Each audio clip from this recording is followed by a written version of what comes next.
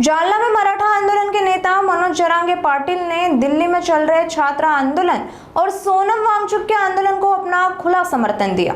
उन्होंने कहा कि यदि किसी एक मंत्री के खिलाफ इतना बड़ा आंदोलन खड़ा हो रहा है तो प्रधानमंत्री नरेंद्र मोदी को केंद्रीय शिक्षा मंत्री धर्मेंद्र प्रधान का इस्तीफा लेना चाहिए। उन्होंने सरकार से छात्रों और सोनम वांगचुक के आंदोलन पर तुरंत ध्यान देने व छात्रों के हित में जल्द फैसला लेने की मांग की। साथ ही उन्होंने कहा कि किसी भी आंदोलन को दबाने की कोशिश होती है, लेकिन आंदोलनकारियों को अपने रुख पर कायम रहना चाहिए।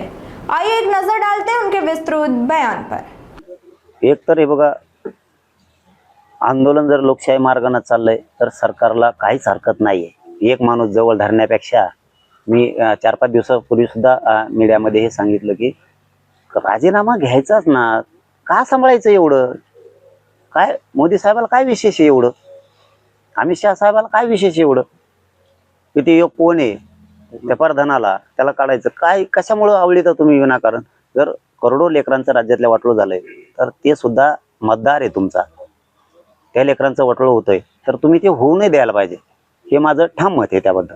केंद्रीय शिक्षण मंत्री धर्मेंद्र प्रधान यांच्या राजीनाम्यासाठी आंदोलन सुरू व्हायला पाहिजे की नाही? राजीनामा का नाही व्हायला पाहिजे तेच म्हणतो ना मी, का नाही घ्यायला पाहिजे?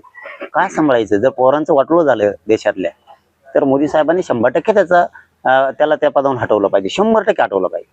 आज आंदोलकांवर लाठीचार्ज झालेला आहे, अश्रू धुवाचे नळकांना देखील फोडला गेला, आंदोलन चिघळण्याचा प्रयत्न केला गेल्याचं बोललं जातं। मी एक सांगतो की आंदोलन दडपणं हे काम सरकार कधी पण करतं। आजच नाही, इथून पाठीमागचे अनेक अनुभव आहेत की सरकारच्या वतीने ती गोष्ट होतीच, 100% ती केलीच जाते। आपण ठाम राहायचं असतं, आपण लढायचं असतं, आपण अन्यायाच्या विरुद्ध लढायचं असतं आणि देशातल्या लाखो लेकरांचं जर वाटलं झालं असेल तर सरकारनं सुद्धा त्या मंत्र्याचा राजीनामा 100% घेतला पाहिजे। अनेक ठिकाणी या आंदोलनाला पाठिंबा मिळतोय, अनेक नेते अभिनेते असतील, सगळेच येतात, सगळेच येतात। आम्ही बोलतो म्हणजे सातच आहे ना, म्हणूनच बोलतो ना, म्हणजे आपला पण या आंदोलनाला पाठिंबा सात आहेच ना, नसतं तर आम्ही बोललोच नसतो ना। कारण ते वयस्कर आहेत बसलेले, काय नाव आहे सोनम, हा ते सोनम भाऊ बसले, ते वयस्कर आहेत, त्यांना साथ दिली पाहिजे सगळ्यांनी। आपल्या सोबत असणार हो, ते वयानं जर इतके वयस्कर आहेत आणि उपोषण करतायत तर सरकारने विनाकारण त्यांच्या हालापेक्षा नाही केल्या पाहिजे। त्यांचं म्हणणं काय, चर्चा केली पाहिजे सरकारनं, त्यांचा तोडगा काढायचा प्रयत्न केला पाहिजे। त्यांचं वय खूप आहे, इतका वयस्कर माणूस आपल्या देशात जर गोरगरिबांच्या लेकरासाठी उपोषणला बसतोय तर त्याची चर्चा करून दखल घेतलीच पाहिजे। इतकं बेदखल करायचं काम सरकारकडून नाही झालं पाहिजे। आंदोलकांनी आज संसदेवर जाण्याचं सांगितलं होतं, संसदेवर जाण्यापासून त्यांना रोखलं जात आहे, लाठीचार्ज होतोय, अश्रू धुवाचे नळकांना फोडलं जात आहे, म्हणजे त्यांना आंदोलन करू दिलं जात नाही। ते आंदोलन बंद पाडायचे ती भूमिकाच असते सरकारची, ते बंदच करणार, आपण ठाम असलं पाहिजे।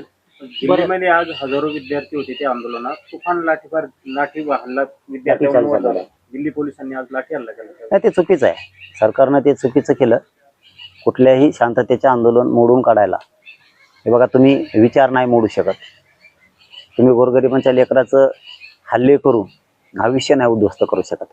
त्या वयस्कर सोनम भाऊंची मागणीच काय आहे की गोरगरिबांच्या लेकराला न्याय मिळाला पाहिजे, त्यांच्या पाठीशी लोक उभे राहणारच ना। तुम्ही सरकार आहेत म्हणून तुम्ही दडपशाही करून आंदोलन नाही मोडू शकत लोकशाहीतले, म्हणून ते सगळेच लोक त्या सोनम भाऊचं वय बघून त्यांच्या पाठीशी नक्की येतात। ते कोण आहेत, काय आहेत, कसे आहेत कोणाला माहित नाही, परंतु आजचा मुद्दा तरी त्यांचा विद्यार्थ्यांच्या हिताचा आहे, त्यामुळं आज त्यांच्या सोबत लोक आहेत। भविष्यात हे आंदोलन आणखी उग्र होईल आजच्या घटनेनंतर? उग्रने न्याय नाही मिळणार, आम्ही सुद्धा आंदोलन करून येत, उग्रने न्याय नाही मिळणार। आपलं असं लोकशाही मार्गानंच, हा जे सोनम भाऊ करतायत त्या पद्धतीनंच लोकशाही मार्गानं केलं पाहिजे, न्याय 100% मिळतो। बरं, शेवटचा प्रश्न असा